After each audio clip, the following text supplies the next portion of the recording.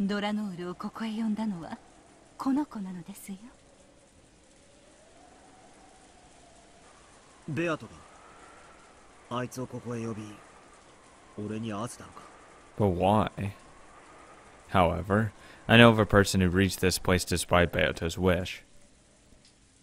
Good old Angie. In the last game, Angie reached this place by herself, even though she was an uninvited guest. Was that also something Beato wished for?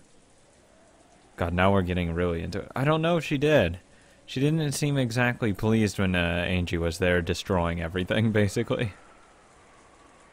ここに私がいて、あなたがいることも。She could have been, though. ベアトがいることも、そしてドラノールが招かれたことも、すべてはこの子が望んだことなのです。ドラノールとあなたが過ごしたこのささやかな紅茶の時間さえも。ベアト、俺はあいつから何を知れと言うんだ。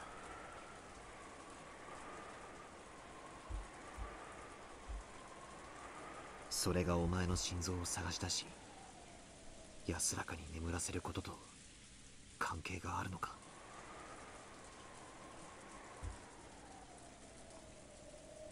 Delanor A. Knox, the natural enemy of witches, inquisitor of heresy, a vanguard of mystery who denies fantasy.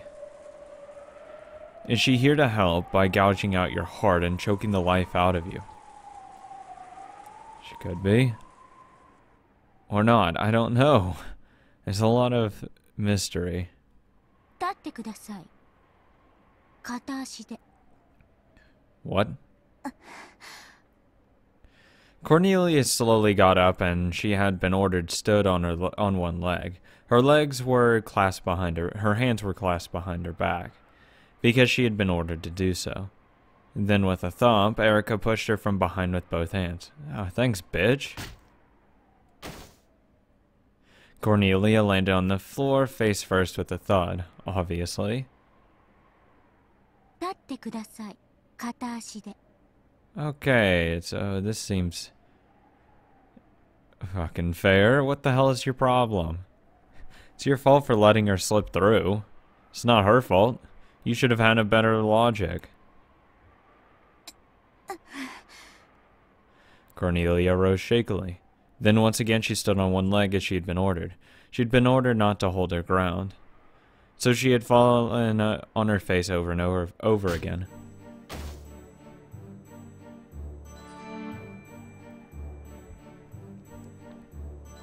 She had barely managed to protect her nose, but after smashing against the floor so many times, her face was bright red. She wasn't shedding any tears. No, she couldn't shed them, because she was forbidden to do even that. Okay, this is, why? Seems a little unnecessary.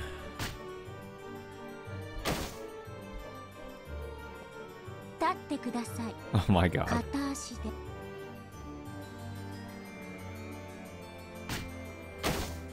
How long are you gonna fucking do this?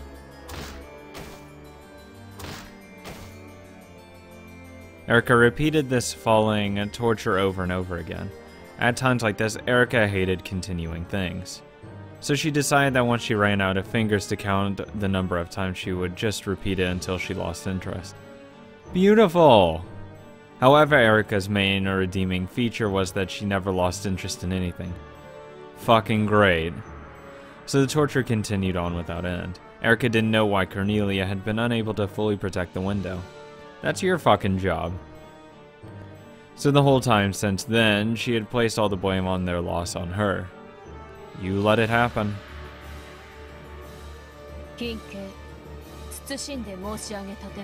You should have asked Natsui if the window was open.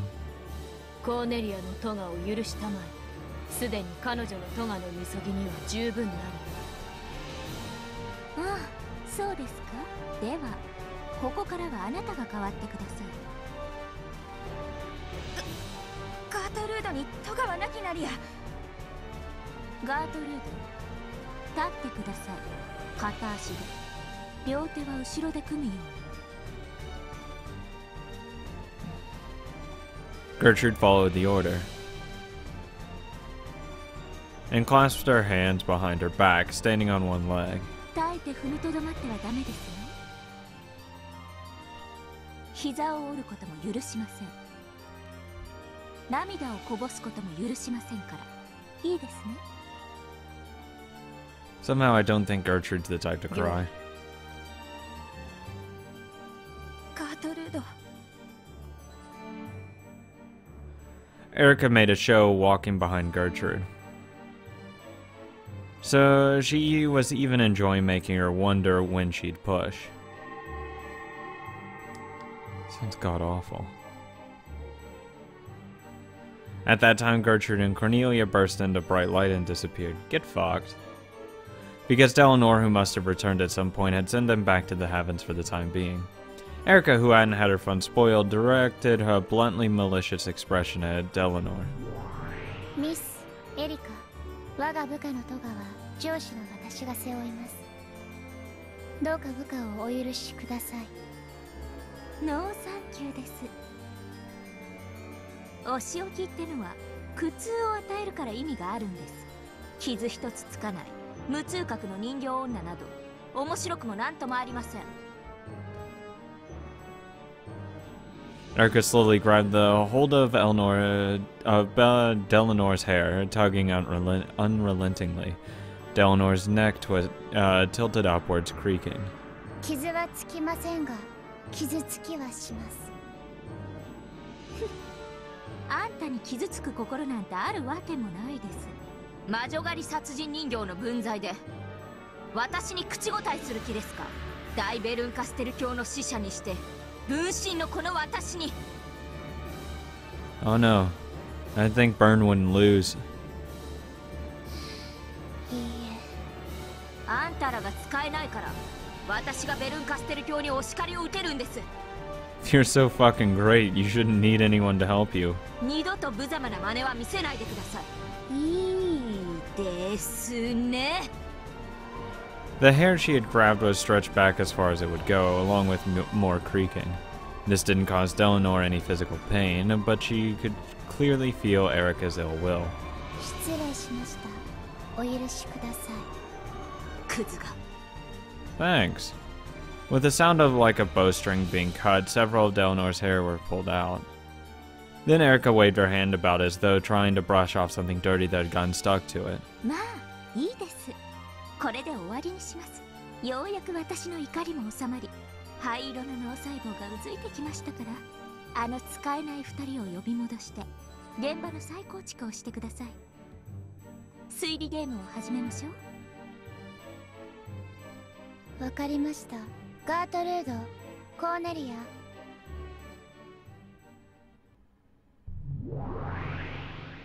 ア。よい。 The two of them reappeared behind Delanor and reconstructed the crime scene for Erica, the one who had just been tormenting them. 金蔵の失踪なんて第一の晩のおまけでしかありません。さあ、第一の晩の検証を始めましょう。とその前に、実は私たちは殺人事件の発生以前から一つの謎を突きつけられていることをご存知ですか？はい。昨夜の24時の何者かのノックによって現れた片翼のわしの刻まれた手紙ですね。そうです。一見物語はその瞬間に人間の誰にも不可能であったと語り、未知の魔女が存在しているかのような幻想を作り出しています。まずはこの魔女幻想を叩き潰すことから始めましょう。 I'll fucking let you do that because I'm really at a loss of who could have made that phone call. The only thing I can have is someone recorded their voice. That's the only thing I can really think of.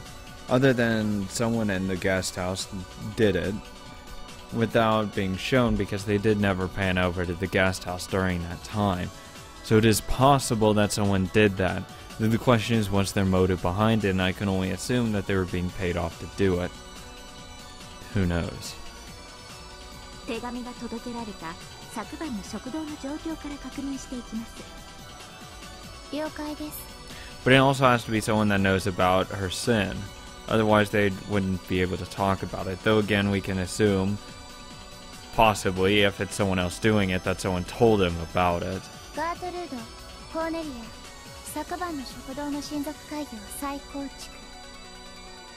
御意。The family conference last night was held with the adult relatives and Battler, and partway through the servants had arrived to serve tea. 手紙が現れた瞬間の全員の立ち位置を確認しましょうか。どうなってましたっけ？近景、謹んで申し上げる。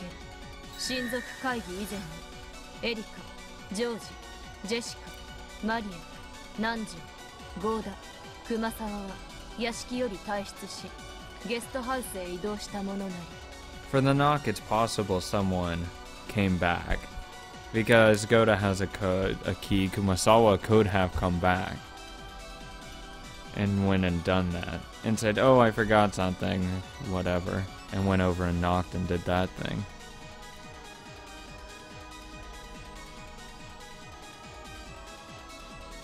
That's what I'm thinking, at least in that case.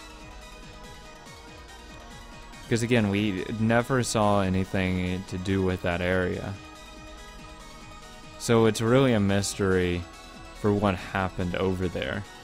And I'm curious of why it didn't show anything. The argument could be that, oh, just nothing happened, so there's nothing of note to talk about. It just makes it slightly more suspicious, in my eyes. 近景、謹んで申し上げる。残りはクラウス、夏日、源氏の3人のみが2階廊下におり、それ以外の全員は食堂におりしこと申し上げたてまつる。 I was also wondering about the time, because it would have been possible maybe Genji did that, but if it was happening while Genji was upstairs with Cross and Natsui, then it's really hard to do that.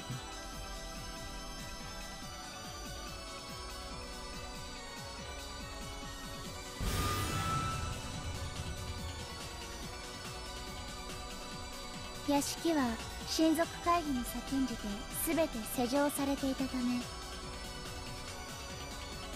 それ以外の人間は屋敷に入ることができません。おやおや、それでは屋敷内の誰にも食堂の扉をノックして手紙を置くことはできないということになりますね。そうなります。その人物こそが手紙を記した魔女ベアトリーチェであるとの魔女側の主張でしょう。 Obviously. バカバカしい、くだらないトリックです。手紙が24時の瞬間に置かれた保証はありません。 Again, you have to explain the knocking, though. I already assumed the letter you could place it earlier. それ以前にもう置かれていたと考えるのが常識的です。 Like when Shannon and Cannon went in, you just placed the letter then. The question is, how do you get the knocking to happen? 手紙が発見されるほんの数分前にシャノンとカノンは9時に呼んでいます。 They definitely could have 2 placed 人 it を迎え then. 入れる際、廊下に手紙などの不審物が一切なかったことを You 複 place 数 it 回 nearby. 確認しています。 You place it nearby for whoever comes by and knocks on the door. So they just lay it in front of the door. 100万人いなかったクラウス、夏日、源氏のうちの誰かがその直後に隙を見て手紙を置いただけのことでしょう。いえいえ、ゲストハウスに行ったはずの人物でも可能です。屋敷は施錠され、外部の人間は入れなかったそうですが、ゲストハウスに戻ったふりをして屋敷内にこっそりと隠れていた人間がいたなら、その人物が手紙を置いたとしても何ら問題はありません。近景、青き真実、有効となると問題はノックです。手紙と違い、ノックの瞬間にその場に存在しなくてはなりません。 Yeah. なるほど、それこそが魔女という名のいないはずの人物が存在する証拠だと。 Well, you knock and then you probably run to the nearest area and hide. 実にバカバカしいにも程があります。その程度でこのフルドエリカが屈服するとでもまずノックが確かに食堂の扉を叩いたものなのか疑います。例えばですが、屋敷の構造上2階の特定の柱を叩くと音が柱を伝わり、食堂の人間はあたかも扉をノックされたかのように誤認してしまうとか、あるいは偶然何かの音をノックと聞き間違え同様に誤認してしまうとか。 I don't know if I'd go with that, but sure. あるいはノック音を録音したテープがこっそり再生されていて、 That's それ possible. がちょうどあのタイミングで聞こえるように細工されていたのかもしれない。いずれにせよ扉の向こうに誰もいなくてもノックを聞かせる方法なんていくらでも考えられます。いかがです、我が主、我が推理。だそうだけどいかが？ベルンの可愛い駒が精一杯頑張って考えた青き真実みたいだから、気前よく赤き真実をサービスしちゃおうかしら。まずは手紙からいこうかしら。24時の大時計の鐘の時に鳴ったノック、そして扉を開けたらそこに置かれていた片翼の足の封筒の手紙。客間にいなかった人間がこっそりと廊下に置いていったのだろうという想像は実に王道よね。クラウス、ナツヒ、ゲンジの3人はその手紙に触れてさえいない。 Fuck off.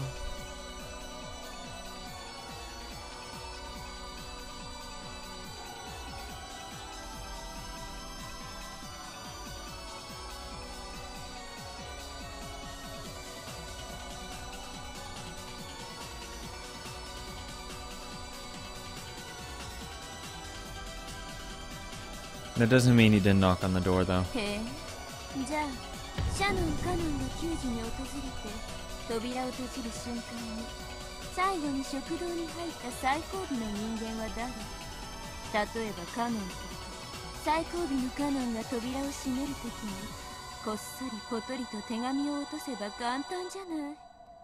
食堂の全員の誰も、いえ、もっとシンプルな言い方をするわ。24時の時点で屋敷内にいた誰一人。 Oh, good. None of them touched it.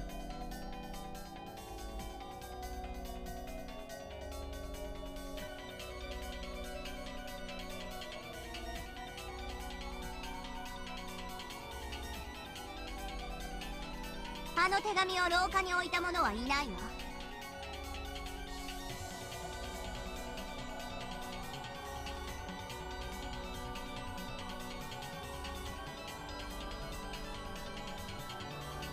So maybe someone was outside a window, opened said window, got in, right at, 12:01, or just 01, and then put the letter, knocked, got out the window, and closed the window again. 触れた者はいないという言い方はできないわけ。 Which means someone from the guest house did. そりゃそうでしょう。彼らは拾って触れたわ。触れてないとまでは言えるわけない。なるほど。じゃあこういう解釈だわ。24時の時点で屋敷外に存在した何者かがあらかじめ手紙を廊下以外の場所に置いたのよ。そして何らかの方法でそれが移動して最終的に廊下に置かれ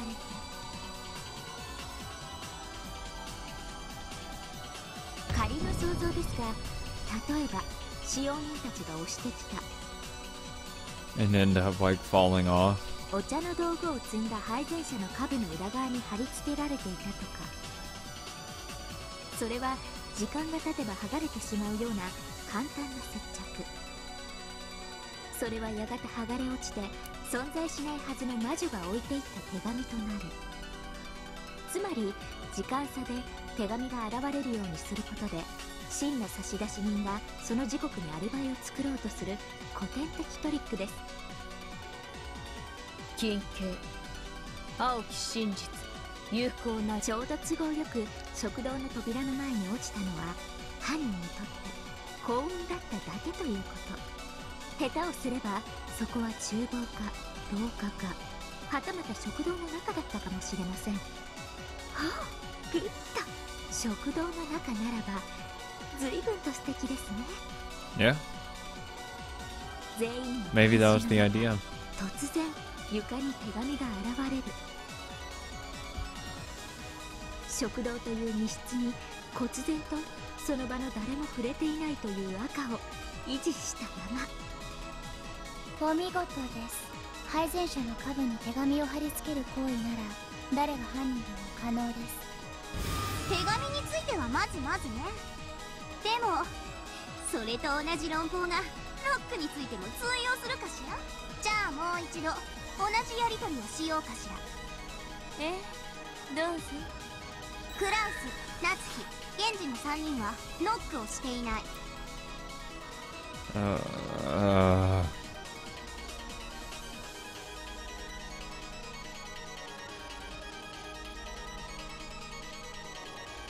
I still think someone came from the guest house こ over. れは扉だけはノックしていないという限定的な意味じゃないわよ。音が伝わる柱だろうと、録音したカセットテープの再生ボタンだろうと、そのノック音を生み出したことは断じてないという意味。They didn't make a noise that could be construed as a knock in any way. 無論直接的にも間接的にも意図的にも偶発的にも無意識的にもね。すでにくさびを打ってるけど繰り返す。クラウス、夏希、源氏たち3人以外の誰かがノック、あるいはノックと誤認させる音を発生させたのかもしれない。緊急謹んで申し上げ立て祭り。24時の時点で2階廊下にいたクラウス、夏希、源氏の3人と食堂にいた全員以外の一切の人間は屋敷内に存在しなかった旨申し上げ立て祭り。 Did the knocking happen after the bell tolled or before it? Because if it happened right after it, then someone could have went in and knocked on the door. Like someone, you know, waiting at the window, knocked, then left.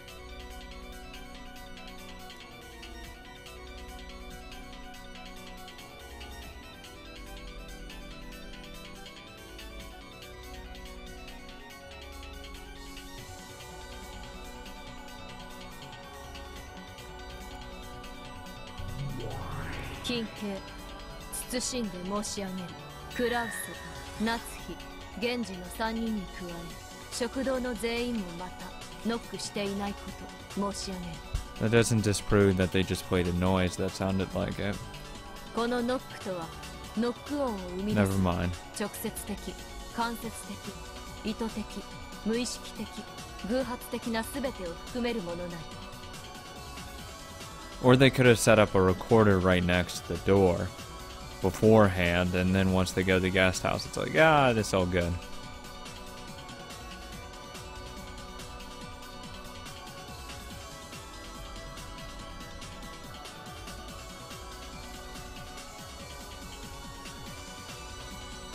A direct knock refers to someone literally hitting a door to make a knocking sound. An intentional knock refers to someone creating a fake knocking sound to try and make it appear that someone knocked. An unintentional knock refers to someone unintentionally creating a fake knocking noise. A coincidental knock refers to some kind of coincidence creating a fake knocking sound. つまり屋敷にいた人物全員がノック音の発生源とはなり得ないとい。そしてこの全員とは誰も把握していない観測されていない人物であったとしても含みます。 Anyone who was in the mansion would also include any unknown person X who had snuck into the mansion. Therefore, it literally meant it was impossible for anyone inside the mansion to knock, with no wordplay allowed. なるほど。どうひっくり返そうとも、いわゆるゲストハウス組にしかノック音の生成は不可能というわけですね。例えば私、このフルドエリカがカセットテープにノック音を録音し、それをどこかにこっそり仕掛け、ちょうど24時頃に再生されるような仕掛けを施したなら、もちろん24時の時点では屋敷にはいないわけです。 Maybe you record an extra hour of footage or recording and, you know, played it right at, you know, 2300, so that once it rolled around to 2400, it started the knocking noise. これなら何も問題ないじゃないですか。 Or, you know, just have a delayed start or something. 問題ないです。しかし扉の前に手紙があればこそノックがその存在を教えるきっかけとなりますが、 It could have been Kumasawa who did it. もし厨房などに手紙が落下していたらノックは手紙の存在を教えるものにはならなかったように思います。 Maybe it was intentional that it would fall there. If the trick in Erica's theory about the letter being stuck to the serving cart was accurate, then the location of that letter fell was a matter of luck. Because it had fortunately fallen near the door, the people in the dining hall noticed it due to the knock. However, if the location it fell was a different matter of chance, it might have landed in the far-off kitchen or remained stuck even after they entered. If that had happened, the knock would have been ignored as though they just imagined it. In other words, the knock by itself wouldn't transmit any message at all. If only it only made it appear as though someone had been there because it was paired with the letter. In that case, the random location the letter fell to off the bottom of the serving cart wouldn't be connected to the knock. For the letter to be found thanks to the knock, it would have had to be reliably positioned on the other side of the door. However, it was announced that no one in the mansion placed the letter in the hallway. この廊下に置いたという赤ももっと細かく言い直すわ。 Maybe someone threw it. 屋敷内の誰一人手紙を廊下に置いた者はいない。それは直接的、間接的、意図的、偶発的、無意識的、全ての概念だよ。例えば配膳車に停車すると手紙が落ちるという仕掛けがあったと仮定する。 Maybe someone was outside the window in the hallway, opened the window, leaned through, threw a letter, and started playing the knocking noise. これならば食堂の扉でノックするために Like 一 tossed 度 their 停車するだろう recording ことを device 事 up 前に there. 予見できるからうまいこと扉の前に手紙を落とせるように思えるかもしれない。しかしこれもダメなのよ。配膳車を停車させることが廊下に手紙を置くという行為を間接的に示してる。よってこれでは台車を押していたシャノンとカノンが間接的に無意識に置いたことになってしまう。だからこれもダメ。さらに言うと時間が経てば剥がれて落ちる仕掛けもそこまで配膳車を押した人間によって偶発的に無意識に置いたことになってしまう。 I'm glad they're adding all these different variants to it. Jesus. もちろんこれもダメ。副賞要求24時の時点で屋敷以外に存在するのはエリカ、ジョージ、ジェシカ、マリア、南條、ゴーダ、熊沢のみである。 Like if someone in the dining hall had slipped out the window just at 2400 and didn't exist in the mansion at that time. With this wordplay, it might be possible to get around the red truth. 副賞要求気前よく赤をサービスしてるからってちょっと欲張りすぎじゃない？ You're either gonna repeat it or not. 私ベアトみたいにバカじゃないから相手の求める副賞にペラペラ答えたりなんかしないわよ。今度お風呂でマシュマロとコンペイトーのスクラブで全身マッサージしてあげるわ。 Jesus. 生皮剥げるくらいにゴリゴリと。絶対よ、約束だからね、ジュルリ。じゃあいいわ、サービスしちゃう。副賞要求に答えるわ。24時の時点で屋敷以外に存在するのはエリカ、ジョージ、ジェシカ、マリア、南條、ゴーダ、熊沢のみである。 That's what I figured. So it had to be Kumasawa that did it, probably.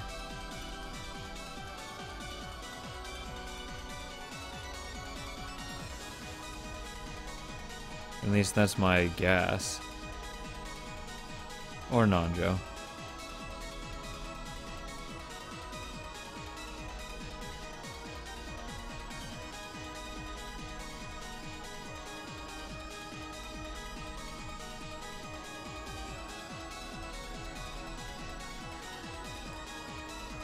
In other words, no matter how much they struggled, those 8 people, including Erica, could not have existed inside the mansion, much less in front of the door.